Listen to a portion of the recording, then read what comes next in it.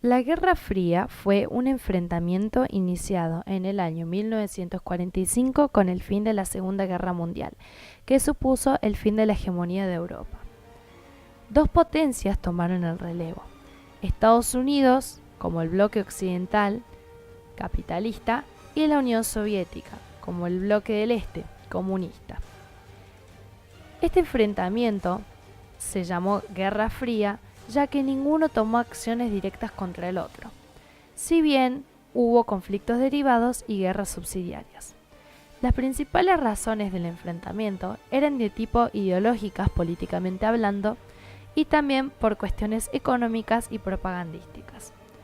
La Unión Soviética respaldó y financió revoluciones y gobiernos socialistas, mientras que Estados Unidos apoyó abiertamente y propagó desestabilizaciones y golpes de Estado en Latinoamérica.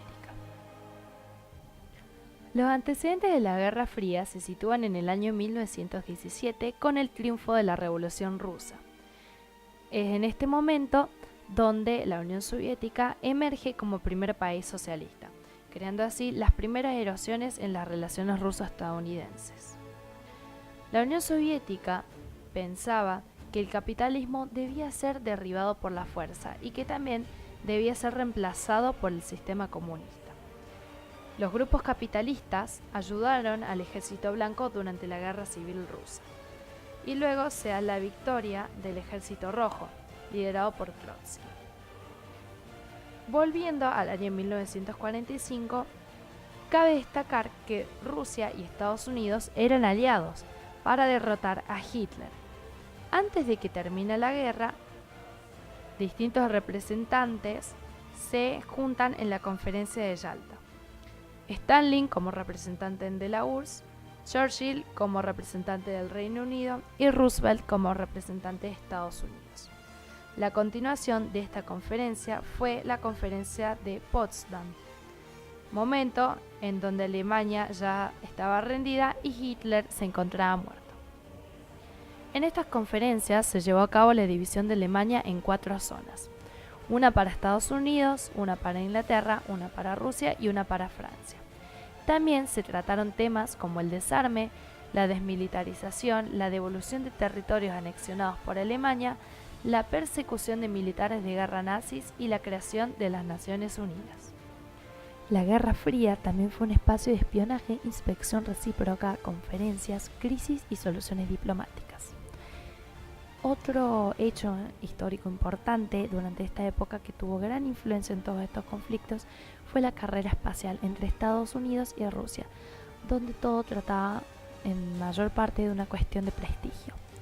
En el año 1980, Reagan gana las elecciones y promete incrementar el gasto militar y enfrentarse a los soviéticos en cualquier lugar que fuera necesario. Reagan, junto con la primera ministra británica recientemente elegida, Margaret Thatcher, denunciaron sin cesar la ideología comunista. Reagan calificó la Unión Soviética como el imperio del mal y afirmaba que el comunismo simplemente quedaría en el montón de cenizas de la historia. En el año 1985 su postura anticomunista se desarrolla de una manera más formal en la doctrina Reagan, donde no solamente se daba un lugar a la contención, sino que abogaba por el derecho de los Estados Unidos de derrocar los gobiernos comunistas existentes. En el año 1989 cae el muro de Berlín y se da una definitiva apertura de fronteras entre ambos bloques, también el desmembramiento del bloque comunista, y se da el final del telón de acero y de la Guerra Fría. Toda la tensión que habría entre estos países que formaron parte de los distintos conflictos termina diluyéndose. Y también actualmente muchos de los antiguos bloques comunistas acogen las ideologías del mundo capitalista.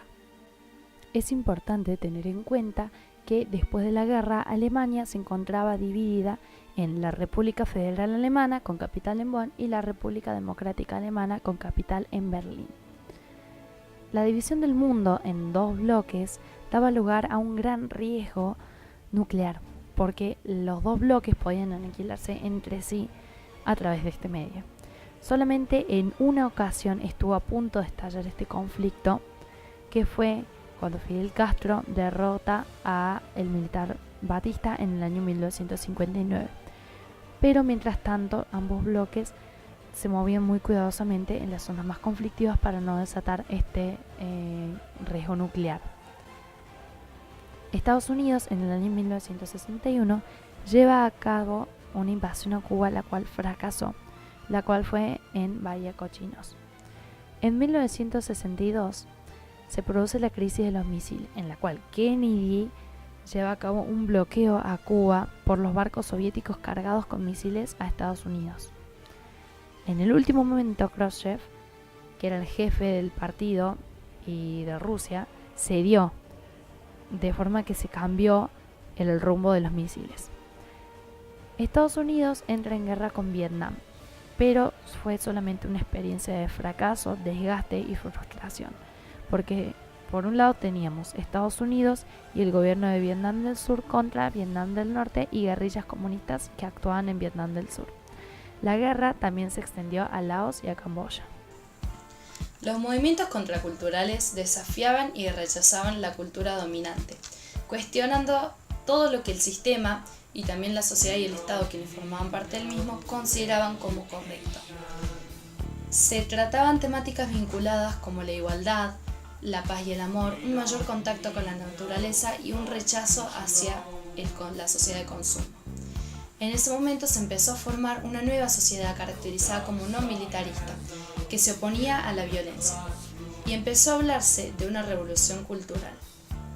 No solamente se cuestionaba el sistema, sino también la familia, la educación, la relación naturaleza-humanos, la religión, la vida sexual, el trabajo, etc.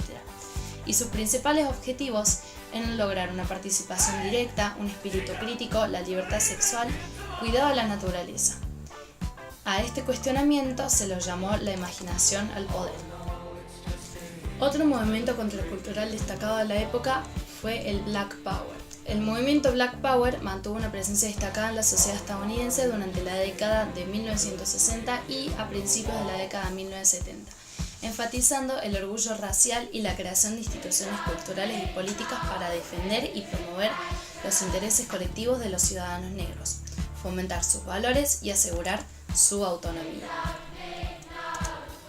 Luego de distintos sucesos importantes, el movimiento Black Power se formalizó como una organización política bajo el nombre de Partido Pantera Negra para la Autodefensa, donde se plantearon objetivos llamados los 10 puntos, que aseguraban la libertad y poder para decidir el destino de la comunidad negra, puestos de trabajo para su gente, el fin de la explotación, casas dignas, una educación que les enseñase su historia y su papel en la sociedad, que todos los hombres negros fuesen eximidos del servicio militar, el fin de la brutalidad policial y de los asesinatos de personas negras, la libertad de los negros que estuvieron detenidos, la posibilidad de ser juzgados por un tribunal compuesto por personas de su mismo grupo, un plebiscito supervisado por las Naciones Unidas en el que toda la comunidad negra sometida a una situación colonial pudiese participar y decidir acerca del destino de su nación.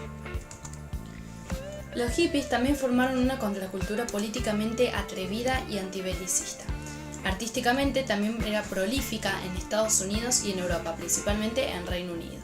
Su estilo psicodélico y lleno de colores estaba inspirado por las drogas alucinógenas como el ácido lisérgicos, más conocido como LSD. Uno de los movimientos contraculturales más importantes fue la generación Beat. Surge a mediados de la década del 50. Sus antecesores son los hipsters, conocidos como personas no convencionales y rebeldes ante el sistema. La generación Beat buscó salidas espirituales distintas de las judío-cristianas. Apelaron al uso de drogas alucinógenas, se oponían al materialismo y al consumismo y querían lograr la libertad completa. Se los calificó como anti-norteamericanos. El movimiento hippie, también muy importante y muy llamativo en la época, fue un anarquismo no violento que defendía la subjetividad y la creatividad, y que tomaba la defensa de grupos oprimidos. Concurrían masivamente a festivales.